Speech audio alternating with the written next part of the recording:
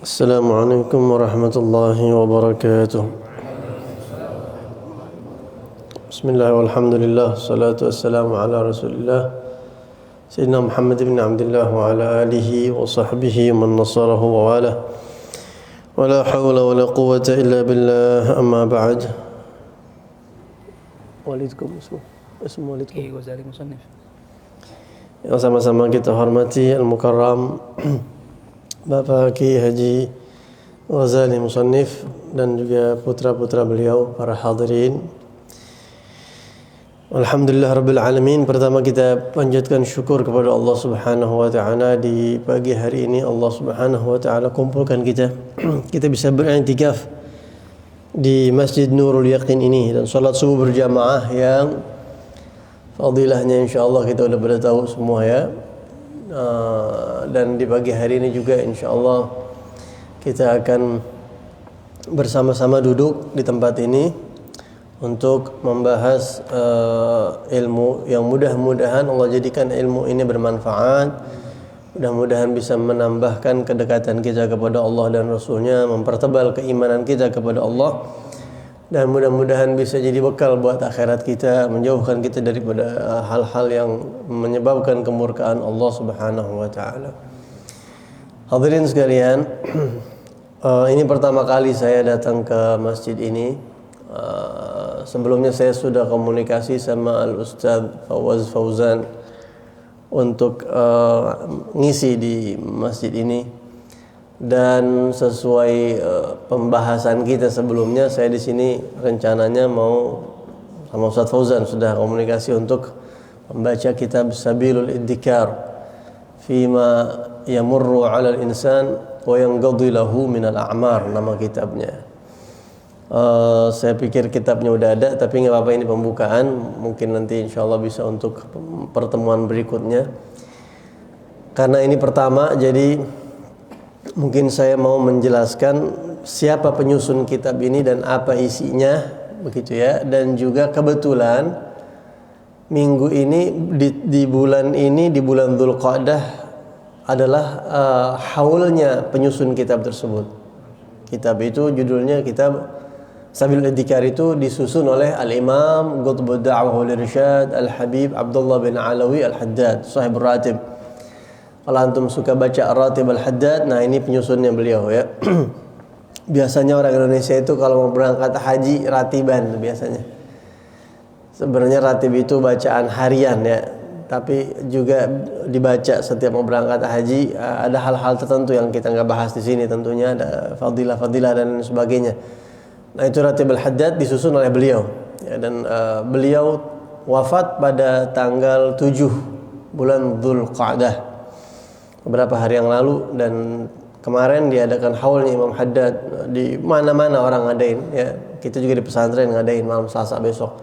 Di Malaysia, Kuala Lumpur kemarin juga kita ngisi juga sih bersama para habaib-habaib, perwakilan dari Yaman, Singapura, semuanya. Itu acara besar. Terus juga di mana-mana dah orang ngadain biasa haul Al-Imam Al-Haddad. Nah, karena ini kitab beliau, maka saya ingin sedikit menerangkan tentang siapa itu Al-Habib Abdullah bin Alawi Al-Haddad. Sekaligus juga ini momentum bulan wafatnya beliau dan beberapa hari yang lalu tanggal wafatnya beliau. Dan juga mengenang ulama adalah salah satu perintah Allah Subhanahu wa ta'ala. Apalagi mengenang kebaikan orang yang sudah wafat, itu diperintahkan oleh Nabi Muhammad SAW. Dalam hadisnya Rasulullah bersabda, "Udzkuru mahasina mautakum." Sebutkanlah kebaikan-kebaikan orang-orang sudah meninggal di antara kalian. Kita mau ceritain untuk supaya jadi inspirasi buat kita, supaya kita mencintai orang yang nggak salah, begitu ya. Kadang-kadang sebagai orang Islam salah cinta, salah mencintai orang, begitu. Nah, karena apa salah? Mungkin dengar cerita atau salah inspirasi sebelumnya, begitu. Nah, kita pagi hari ini insyaallah sedikit, tentunya kalau dibahas rinci nggak cukup waktunya ya, panjang banget. Tapi sedikit kita akan terangkan siapa sih ini Al-Habib Abdullah bin Alawi Al-Haddad. Siapa itu penyusun Ratib Al-Haddad yang Masya Allah pengaruhnya itu mendunia, sadar ataupun tidak sadar. Pertama, banyak sekali karya-karya Habib Abdullah Al-Haddad, syair-syair Habib Abdullah Al-Haddad, kutipan kalamnya ataupun kutipan zikirnya itu kita nikmati. Orang Muslim itu miliaran umat Islam menikmati tanpa mereka tahu kalau itu bersumber dari beliau. Bahkan artis-artis suka bawain syairnya, dia sendiri nggak tahu kalau itu siapa yang nyusun syair itu. Astaghfirullah Rabbal Baraya, sering dengeran itu ya, di mana-mana tuh orang bawain itu. Astaghfirullah minal khataya, siapa aja bawain. Mereka nggak tahu siapa itu nyusun sighah istighfar tersebut. Itu istighfar itu ada di dalam ratibnya Al-Habib Abdullah bin Ali Al-Haddad. Beliau itu beliau menyusun daripada istighfar tersebut. Siapa aja orang bawain, sampai artis-artis bawain tuh istighfar tersebut. Ya, belum lagi ya Rasulullah salamun alaik adfatan ya jiratal alami ya uhailal judi wal karami nahnu jiranun bidzal harami haramil ihsani wal hasani. Siapa aja bawain itu beliau penyusunnya. Ya Sayyidi ya Rasulullah dan lain sebagainya, ada ribuan qasidah beliau ya yang sudah menghiasi hari-hari umat Islam, menghiasi masjid-masjid, majlis-majlis umat Islam. Masya Allah, pengaruh yang sangat luar biasa. Bahkan kitab-kitab karya tulis beliau sudah diterjemahkan ke kurang lebih 17 bahasa di dunia. Dan sebagian kitab beliau dipelajari di universitas taraf internasional seperti Harvard University atau Oxford University, itu dibaca kitabnya Imam Haddad. Bahkan orang non-muslim pun baca kitab Al-Imam Al-Haddad. Non-muslim tertarik dengan uslubnya, dengan bahasanya, mereka tertarik. Dan pengalaman saya pribadi, waktu itu saya ikut daurah Habib Salim Syatiri di masjid Jakarta, apa nih, masjid apa? Astagfirullah, lupa. Masjidnya terkenal apa? Bukan ada masjid yang cukup lupa anak Jakarta, lupa dah, pokoknya ada satu masjid besar dah tuh di masjid itu. Saya ikut daurah Habib Salim waktu itu, kumpul para habaib waktu itu kumpul. Setelah bubar acara, tiba-tiba ada satu orang yang saya kenal dekat sama beliau, namanya Habib Hussein bin Muhammad Al-Hamid. Beliau ini pengusaha. Lalu saya lagi jalan, dia manggil saya, nah ini Al-Haddad, ini Al-Haddad. Beb, sini Beb. Ada apa Beb? Ini ada orang dari Jepang. Ada orang mukanya Asia, Chinese, pakai kemeja, pakai celana panjang, pakai kacamata, udah tua ya, kayak umur kira-kira 50 mau 60-an begitu. Ini orang Jepang, dia mengatakan ana min Yaban, Jepang asli, ini orang Jepang asli. Ana min Yaban, saya dari Jepang. Oh, dari Jepang. Jadi dia cerita, dia ngomong bahasa Arab. Orang Jepang bisa ngomong bahasa Arab. Kita orang Indonesia mungkin nggak semuanya bisa ya. Oh, Masya Allah. Dia bilang, saya sangat kagum dengan Al-Imamul Haddad. Saya dosen di Jepang, saya peneliti sejarah, dan saya baca-baca sejarah tokoh-tokoh Islam. Salah satu yang membuat saya kagum adalah Al-Imamul Haddad. Masya Allah. Dia sampai tunjuk-tunjuk jempol begini. Terus saya tanya, anta muslim? La, lastu muslim. Saya bukan orang Islam. Ini bukan orang Islam ngakuin. Ya, Masya Allah. Jadi sangat mendunia. Ya, susu datang, kita sambut dulu sebentar ya, biar nggak galvok. Walhasil Masya Allah, sampai pengaruhnya sangat luar biasa. Nah, itu yang kita lihat ya. Kemudian Al-Habib Abdullah bin Ali Al-Haddad ini siapa? Beliau adalah tentunya cucu Nabi Muhammad SAW. Beliau adalah ulama pembaharu Islam di abad ke-12 Hijriah. Abad 12, pembaharu Islam. Jadi Rasulullah bersabda dalam hadisnya, innallaha yab'atsu li hadhihi al-ummah ala ra'si kulli mi'ati sanah man yujaddidu laha amra diniha. Ini hadis Nabi, beliau mengatakan, sesungguhnya Allah itu setiap 100 tahun, setiap satu abad, Allah punya kebiasaan. Ya, Allah Subhanahu wa taala menetapkan bahwa Allah akan membangkitkan, memunculkan di tengah umat Islam ini satu sosok orang yang bisa memperbaharui urusan agamanya. Jadi Nabi kasih tahu begitu. Setiap 100 tahun Allah akan memunculkan satu tokoh yang akan memperbaharui agama umat Islam di tengah umat ini. Jadi kalau Imam Haddad menjelaskan hadis ini, dan beliau sendiri menjelaskan hadis ini dalam kitab Fusul Ilmiah atau Da'watut Tamah, saya lupa. Jadi nabi-nabi dulu itu setiap 100 tahun pasti nggak, bahkan kurang dari 100 tahun ada nabi baru dan nabi baru begitu ya. Kadang satu kampung, dua kampung ada nabi yang berbeda begitu. Tapi 100 tahun pasti ada nabi lagi, atau nanti bahkan kurang dari 100 ada nabi lagi. Jadi sebelum zaman Rasulullah itu, Allah itu sering memunculkan para nabi. Ada nabi baru, ada nabi baru, ada nabi baru begitu. Kenapa? Buat nyegerin umat Islam yang udah lesu imannya. Gitu ya. Nggak usah jauh-jauh, udah kita nih di Indonesia kadang-kadang udah lesu, ntar muncul tokoh ulama baru, seger lagi umat Islam. Muncul lagi ustadz kondang baru begitu. Itu ya di sisi manusia lah begitu ya. Walaupun indallah kita nggak tahu begitu. Tapi Allah juga Subhanahu wa taala begitu. Sebelum umat Nabi Muhammad datang begitu. Datang nabi, datang nabi, datang nabi, datang nabi. Nah, karena Nabi Muhammad nabi terakhir, tidak mungkin lagi ada nabi setelah Nabi Muhammad, maka Allah Subhanahu wa taala tidak membangkitkan nabi lagi setelah Rasulullah, tapi Allah Subhanahu wa taala menetapkan seorang yang namanya mujaddid. Mujaddid itu dari asal bahasa Arab, jaddada yujaddid, itu memperbaharui. Nah, setiap 100 tahun kata Nabi, di tengah umat Islam Allah akan munculkan seorang mujaddid, pembaharu Islam. Pembaharu Islam ini dia punya aura yang luar biasa. Dia merefresh umat Islam, menyegarkan kembali semangat umat Islam, karya-karyanya mempengaruhi luar biasa. Itu setiap 100 tahun. Ya, dan ulama sudah mencatat di abad pertama Al-Imam Umar bin Abdul Aziz, ya, khalifah yang sangat adil itu. Di abad kedua Al-Imam Muhammad bin Idris Syafi'i, Imam Syafi'i. Terus tuh abad ketiga, keempat, kelima Imam Ghazali termasuk. Dan di abad ke-12 ini adalah Al-Imam Al-Qutb Al-Habib Abdullah bin Abdul Haddad. Di abad ke-12 beliau. Ya. Antum bayangin ratibnya sampai ke seluruh dunia. Seluruh dunia orang baca ratibnya.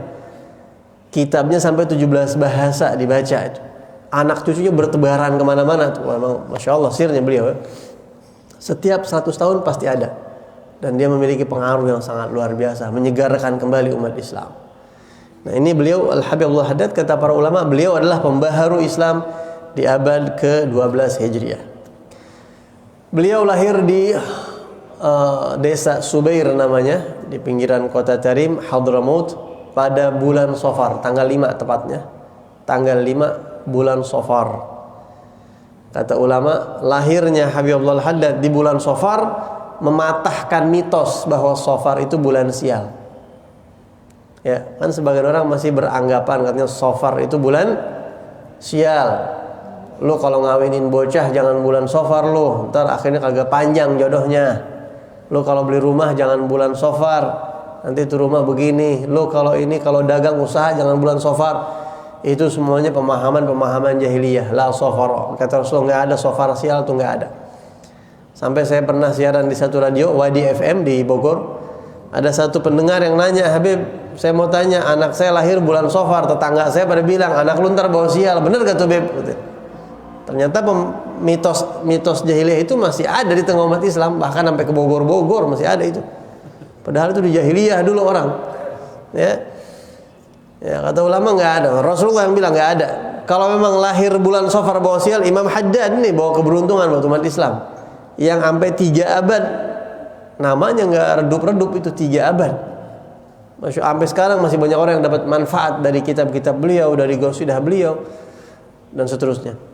Nah, beliau lahir di bulan Safar dan beliau menghafal Quran pada ayahnya dan kepada satu alim ulama, dan beliau memiliki guru yang sangat banyak sampai beliau pertama kali ngajar umur 17 tahun, pertama kali ngajar, menikah dengan satu wanita di samping Masjid Al-Hujairah, dan di masjid itu beliau ngajar sampai sekarang masih ada.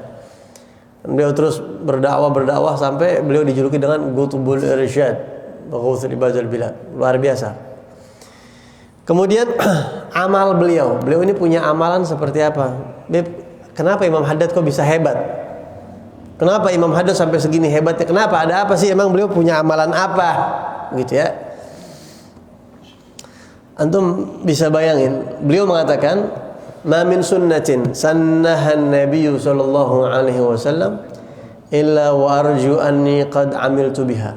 Tidak ada satupun sunnah Nabi Muhammad kecuali semuanya sudah saya jalankan 100%. Nggak ada satupun sunnah Nabi yang saya nggak jalanin, kata beliau.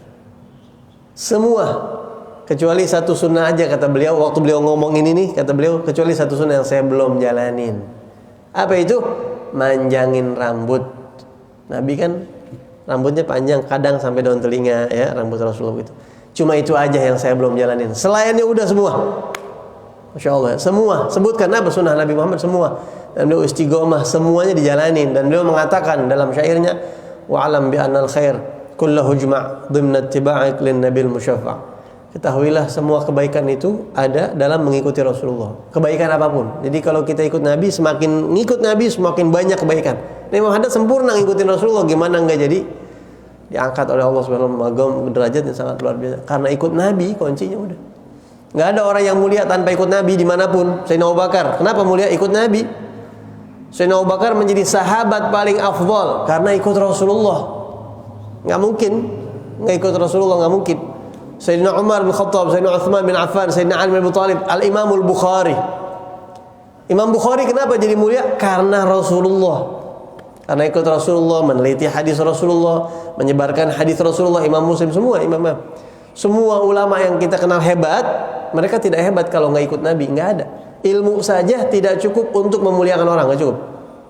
Kalau ilmu bikin orang mulia, iblis mulia tuh. Iblis ilmunya banyak tapi nggak mulia dia. Ya, karena nggak ikut perintah Allah Subhanahu wa taala. Allah perintahin kita ikut Nabi. Fattabi'uni. Ikut Nabi Muhammad SAW. Ya, semua orang, siapa yang antum kenal hebat, itu hebat, ya, hebatnya di sisi Allah ya. Biasanya Allah kalau di sisi Allah Subhanahu wa taala, kadang di sisi manusia hebat, di sisi Allah belum tentu begitu. Asyuhrah la tu'tir rif'ah. Al-Habib Zain bin Ibrahim bin Sumaid mengatakan popularitas tidak menjamin seseorang tinggi derajatnya begitu.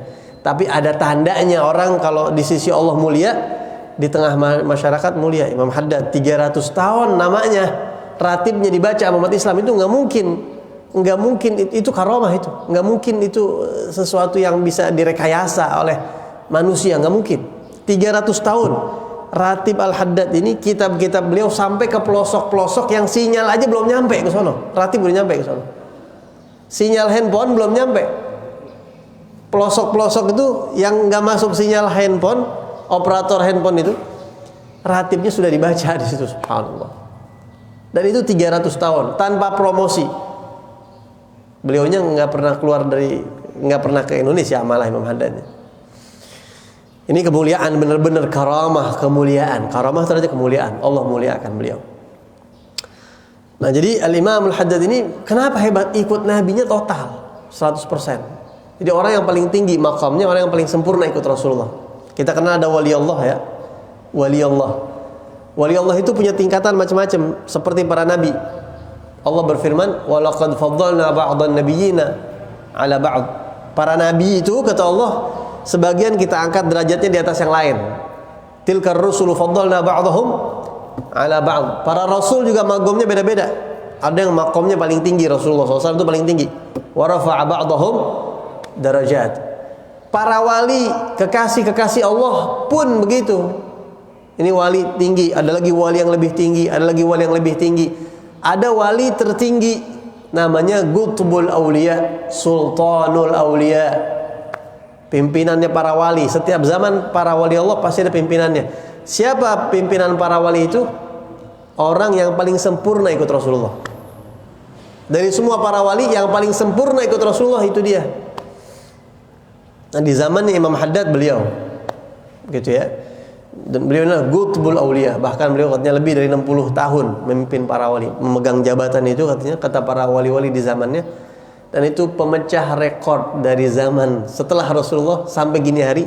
Katanya belum ada yang mecahin rekor itu. Selama 60 tahun lebih beliau menduduki jabatan Sultanul Aulia. Masya Allah. Itu amalnya beliau. Kemudian akidah beliau dan madhab beliau.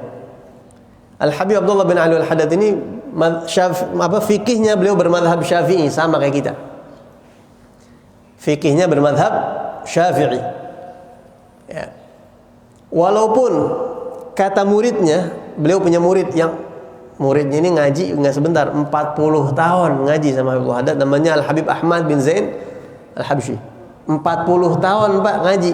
Kita pernah ngaji sama guru sampai 40 tahun Pak. Mondok aja kita udah 10 tahun, 20 tahun, udah begah banget Roman ya. Ini 40 tahun duduk mulazamah sampai Al-Haddad sampai meninggal. Sampai meninggal dunia. Ini Habib Ahmad bin Zain Al-Habsyi, dan beliau ini dijuluki sama Habib Abdullah bin Al-Haddad Syafi'i zamannya. Ini Imam Syafi'i di zamannya nih. Muridnya ini yang namanya Habib Ahmad bin Zain Al-Habsyi, karena saking alimnya, ilmu fikihnya luar biasa. Beliau menulis kitab namanya As-Safinatul Kubra. Berapa jilid segini nih. Muridnya Habib Al-Haddad. Sampai Habib Al-Haddad mengatakan ini Ahmad bin Zain Al-Habsyi adalah Imam Syafi'i di zamannya. Nah, Habib Ahmad bin Zain Al-Habsyi mengatakan, ketahuilah oleh kamu bahwa guru kita ini Habib Abdullah bin Al-Haddad telah sampai pada derajat mujtahid mutlak. Apa mujtahid mutlak? Sudah layak mendirikan madhab fikih sendiri. Ilmunya setara dengan imam-imam madhab begitu. Tapi Al-Habib Abdullah Al-Haddad walaupun ilmunya luas seperti itu, kagak tengil. Istilahnya kalau orang Betawi bilang kagak bikin madhab sendiri, enggak. Apa kata beliau? Saya ikut salaf-salaf saya. Saya ikut leluhur datuk-datuk saya yang sudah ikut madhab Imam Syafi'i, dan juga banyak kecocokan, jadi ngambil madhab Imam Syafi'i saja udah. Sampai beliau mengatakan laulal adab ma'a salaf la dhahabtu malikan fil ma'. Kalau saya enggak takut songong nih sama leluhur kakek-kakek saya lebih condong pendapatnya Imam Malik dalam urusan air. Fikih air, kan ada air musta'mal. Kita kan air ribet Pak, kalau urusan mazhab kita ini air ribet sebenarnya. Ada air musta'mal, ada air suci mensucikan, ada air najis. Ya, ada air suci tidak mensucikan. Ada yang musta'mal, ada yang musta'mal. Kan urusan paling rinci nih Imam Syafi'i urusan air. Imam Haddad mengatakan kalau saya enggak takut songong nih sama guru-guru, sama pendahulu-pendahulu leluhur saya lebih pilih mazhabnya Imam Malik, tapi saya tetap jaga adab, saya pilih mazhabnya Imam Syafi'i. Al-Imam Al-Haddad dengan ilmu yang sangat luar biasa. Ini cuma omongan global Pak. Bapak-bapak kalau mau tahu ilmunya Imam Haddad, baca kitab-kitabnya, itu ada kurang lebih 10 lebih. Ada juga catatan-catatan muridnya. Ada satu kitab An-Nafais Al-Ulwiyah. Itu kitab isinya tanya jawab sufi. Jadi orang-orang yang datang kepada Habibullah Haddad bertanya tentang masalah-masalah sufi, dicatat sama muridnya tadi Habib Ahmad bin Zain Al-Habsyi. Itu aja baca gitu udah geleng-geleng kepala Pak. Pertanyaannya yang aneh-aneh kejawab tuh. Yang sampai kita nggak kepikiran tuh pertanyaan ada tuh, dijawab semua sama Imam Haddad. Luar biasa, ya luar biasa. Ilmunya luar biasa sampai ke derajat mujtahid mutlak. Ya. Amalnya kagak ada satu sunnah Nabi pun yang ditinggalin. Ini yang global-global aja kita bahas, yang singkat-singkat aja. Maqam kewaliannya Qutbuz Zamaneh, beliau adalah pimpinan para wali di zamannya. Jadi bagaimana beliau ini enggak karomahnya? Waduh, Bib, itu ada karomahnya enggak Bib? Wah, kalau karomahnya Bapak susah diomongin, kebanyakan. Ada kitab namanya Ghayatul Qasd wal Murad, 2 jilid. Itu saya lihat di situ sampai ratusan cerita karomah beliau, ratusan cerita. Tapi saya nggak mau ambil cerita yang macam-macam. Ini cerita karomah enggak. Saya ambil satu aja karomahnya. Kata ulama, karomah itu ada 2 macam ya. Ada karamah munqati'ah, ada karamah mustamirrah. Karamah wali itu ada yang sekali kelihatan terus hilang. Sama kayak mukjizat para nabi, sekali kelihatan hilang. Mukjizat Nabi Musa belah lautan, laut terbelah. Habis itu udah hilang, udah ceritanya, tinggal cerita. Hanya tinggal kisah saja sekarang, nggak bisa dilihat sama orang-orang yang hidup setelahnya. Nabi Isa ngidupin orang meninggal, ya udah, kita cuma bisa dengar ceritanya aja. Karomah pun begitu, Syekh Fulan, Imam Fulan, Habib Fulan, karomahnya ini, karomahnya itu, udah tinggal cerita. Tapi ada lagi yang kedua, karamah yang lebih dahsyat, yang lebih hebat. Sama kayak mukjizat yang lebih dahsyat, lebih hebat. Mukjizah mustamirrah. Mukjizatnya Nabi Muhammad yang terus sampai sekarang nyata bisa kita lihat walaupun udah ribuan tahun. Apa itu? Al-Qur'an. Cerita apa aja ada di Al-Qur'an, Pak. Sampai penemuan-penemuan yang orang sekarang baru nemu di Quran udah ngomong itu. Itu kan mukjizat luar biasa itu. Saksi bahwasanya yang dibawa sama Nabi Muhammad itu hak dan benar. Ya. Karamah juga begitu. Karamah fulan dulu muncul terus udah hilang. Yang orang-orang zamannya doang yang bisa ngelihat. Tapi kalau karamah yang hebat yang terus berjalan. Seperti apa karamah yang terus berjalan? Al-Imamul Bukhari dengan kitabnya itu karamah, Pak. Ribuan tahun kitab dibaca, ribuan tahun sampai kayak Quran. Kitab dibaca ribuan tahun. Itu karamah yang ngarangnya kalau nggak ikhlas, kalau nggak punya keistimewaan nggak mungkin. Dibaca, dipelajari, disyarahkan, dihafalkan.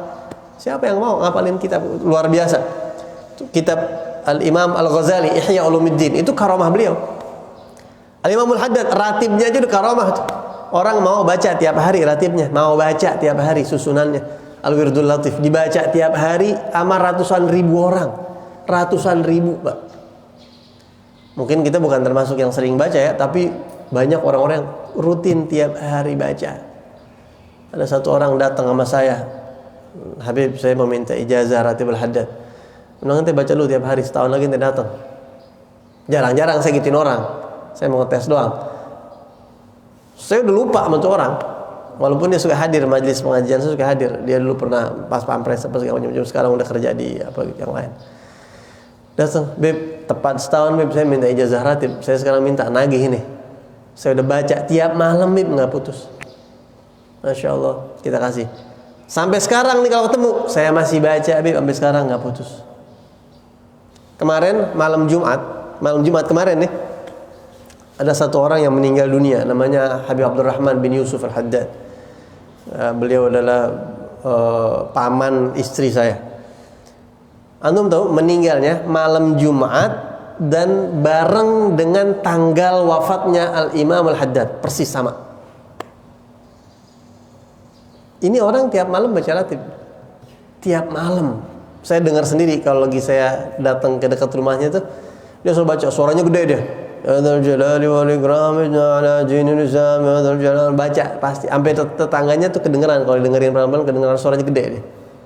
Tiap malam baca, orang biasa tapi meninggalnya husnul khotimah tiap malam baca.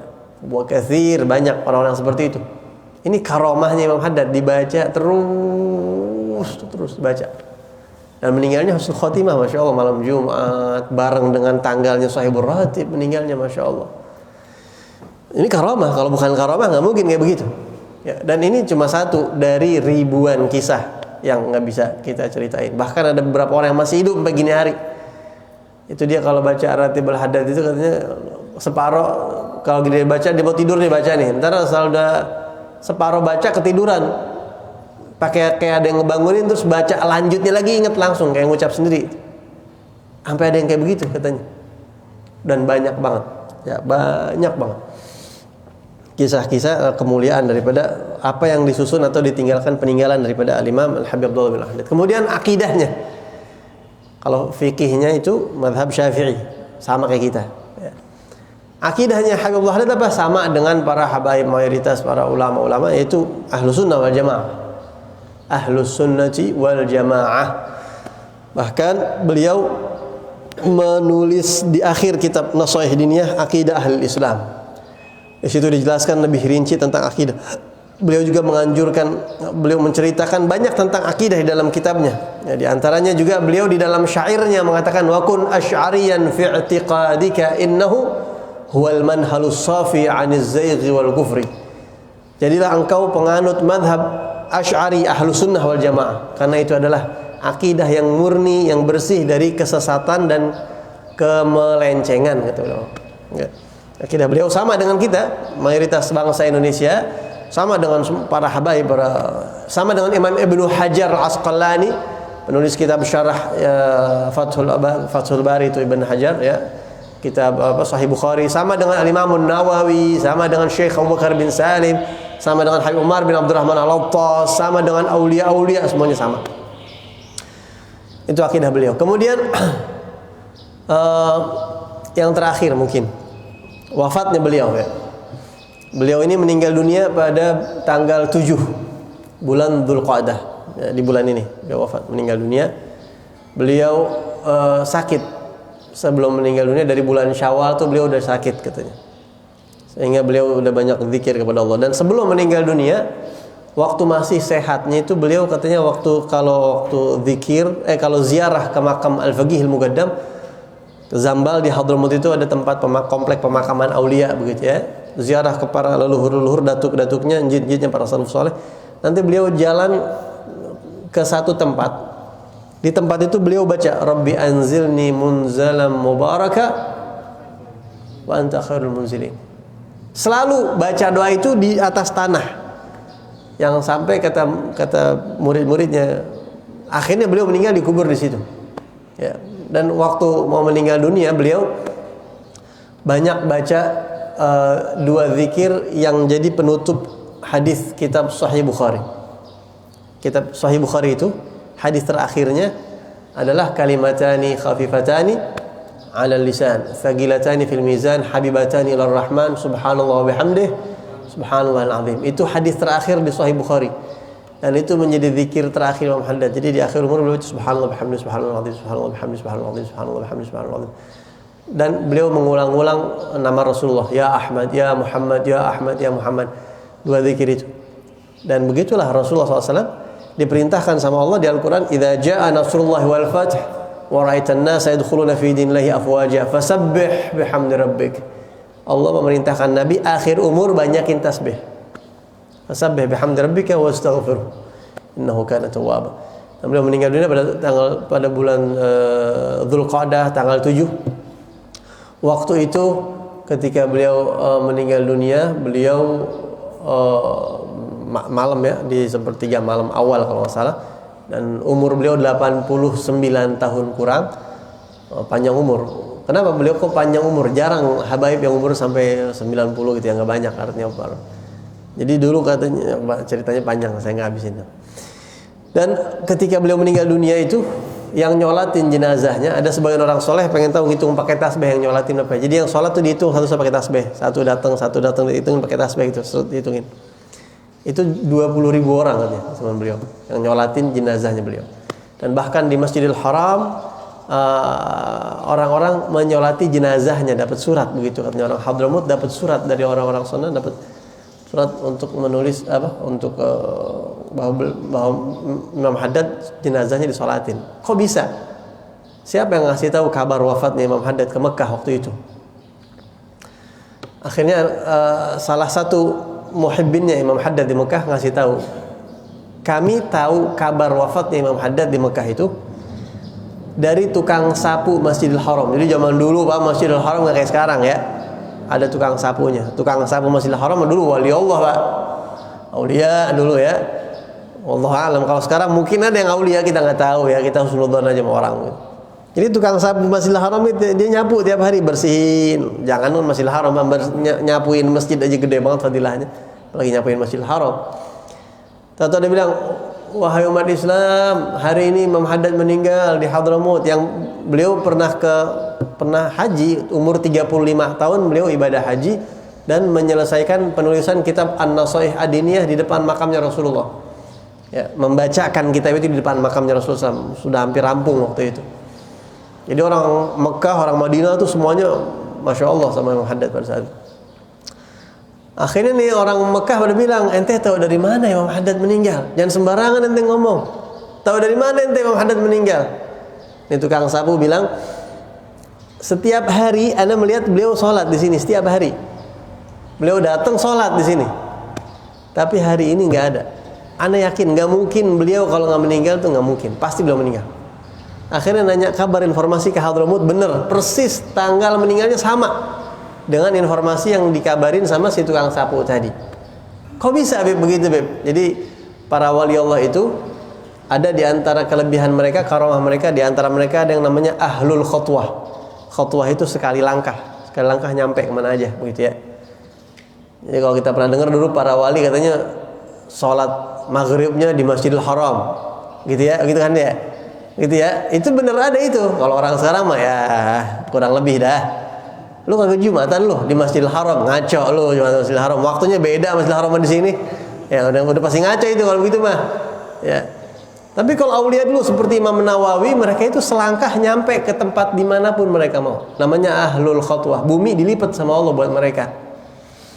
Kok bisa begitu? Kagak usah heran, Dajjal aja bisa begitu, Dajjal. Nanti Dajjal begitu, Pak. Makanya dia disebut Al-Masih. Li'annahu yamsahul ard. Dajjal itu bisa menyapu bumi, sekejap dia nyampe ke tempat yang dia mau tuju. Termasuk nih kampung apa namanya? Gandaria bakal datangin sama Dajjal nanti, pasti didatengin. Tidak ada satu kampung pun di atas muka bumi kecuali datengin, kecuali masih Mekah dan Madinah. Dia cepet datang, jalan tuh sebentar nyampe. Kagak usah heran buat para wali Allah, Dajjal aja diizinin sama Allah punya kelebihan itu. Ya, dan Allah sudah bilang dalam hadis qudsi, "Wala yazalu 'abdi yataqarrabu ilayya bin nawafil hatta uhibbah." Ya, hamba saya dia terus-terusan ngerjain yang sunnah sampai saya cinta sama dia, kata Allah nih di dalam hadis qudsi. Fa idza ahbabtu, kalau saya sudah cinta sama hamba saya, nanti sampai Allah mengatakan kuntu rijlahu allati yamshi biha. Dia berjalan bersama aku, kata Allah. Dia berjalan bersama aku, udah enggak ada batas lagi, Pak. Kelebihan, itu karamah namanya ya, karamah. Cuma itu karamah munqati'ah. Yang waktu itu doang udah. Jadi orang ngelihat terus nih Imam Haddad ada di Masjidil Haram.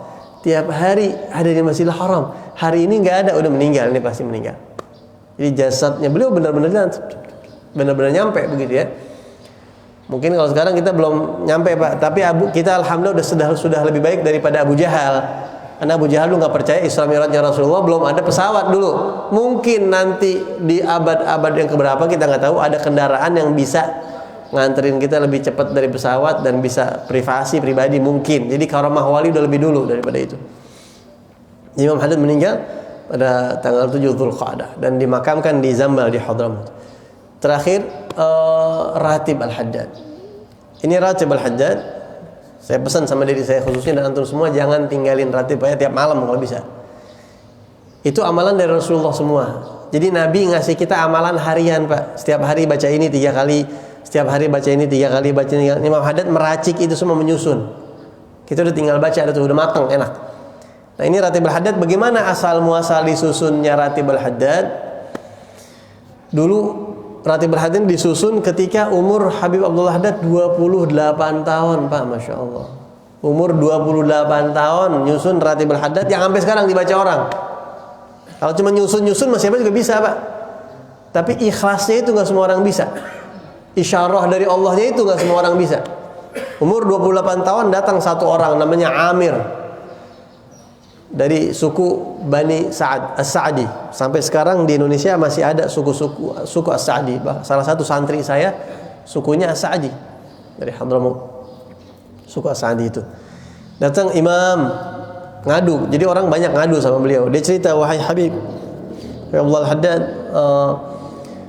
begini Habib, kita di kampung kita ini kita udah mulai kedatangan orang-orang yang alirannya kagak sama dengan kita Ahlus Sunnah wal Jamaah, dan mereka mulai mempengaruhi warga kampung kita, Habib.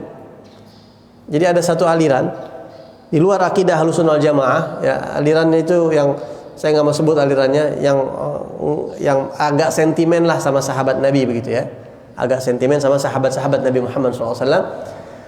Walaupun ini yang kelas ringannya, yang paling ringan, yang paling enggak lemes mulutnya, enggak suka mencela, cuma dia kurang ta'zim aja gitu ya, punya ikhtiarat lah begitu. Bagaimana Habib, kita khawatir anak cucu kita, keluarga kita ini khawatir kena pengaruh, Habib. Bagaimana Habib buat menjaga mereka? Kata Imam Haddad, ana bakal istikharah, ana minta petunjuk sama Allah SWT. Jadi ini orang minta bimbingan, minta arahan, minta amalan, minta pegangan begitu. Imam Haddad istikharah, minta petunjuk sama Allah, dan Allah ilhamin kepada beliau sehingga beliau menyusun Ratib Al-Haddad itu pada malam 17 Ramadan. Ya, malam 17 Ramadan yang kata para aulia di zaman itu bertepatan Lailatul Qadar tahun itu, pas banget tuh malam pas disusunnya Ratib Al-Haddad. Kok bisa tahu, Bib? Sebagian orang soleh itu dibuka sama Allah Lailatul Qadar. Makanya kita disunahkan kalau tahu malam Lailatul Qadar jangan cerita sama orang. kalau kita tahu ya. Ntar orang kagak semangat ibadah di malam-malam berikutnya, takutnya begitu. Tapi kalau ini udah lewat, malam 17 Ramadan itu disusun ratib haddad, dikasih Amir, ente baca ini, sebarin di kampung ente.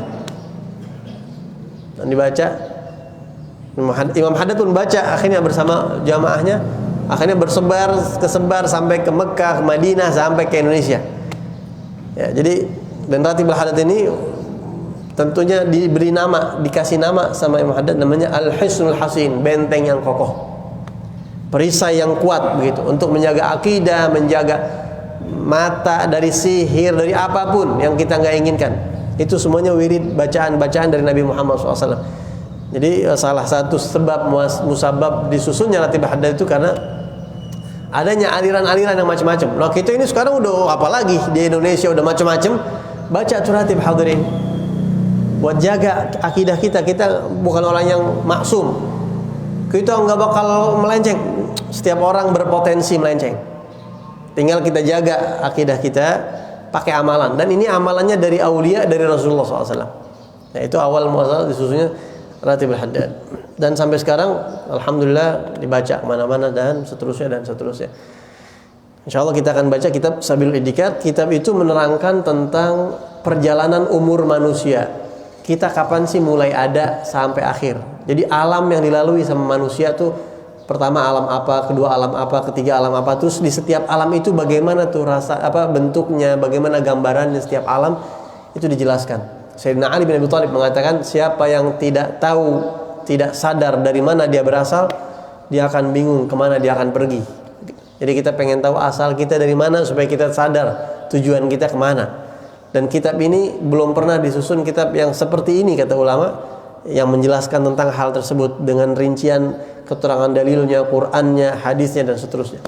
Insya Allah mudah-mudahan kalau nggak ada halangan, badan sehat, panjang umur, kita bisa baca kitab itu setiap 2 bulan sekali. Al-hadina wa al-hadrat Nabi Al-Fatihah. Bismillahirrahmanirrahim. Alhamdulillahirabbil alamin arrahmanir rahim maliki yaumiddin. Iyyaka na'budu wa iyyaka nasta'in ihdinas siratal mustaqim siratal ladzina an'amta 'alaihim ghairil maghdubi 'alaihim. Ini yang bisa saya sampaikan. Mohon maaf kalau ada kesalahan, kekurangannya. Hadani Allah wa iyyakum ajma'in. Assalamualaikum warahmatullahi wabarakatuh.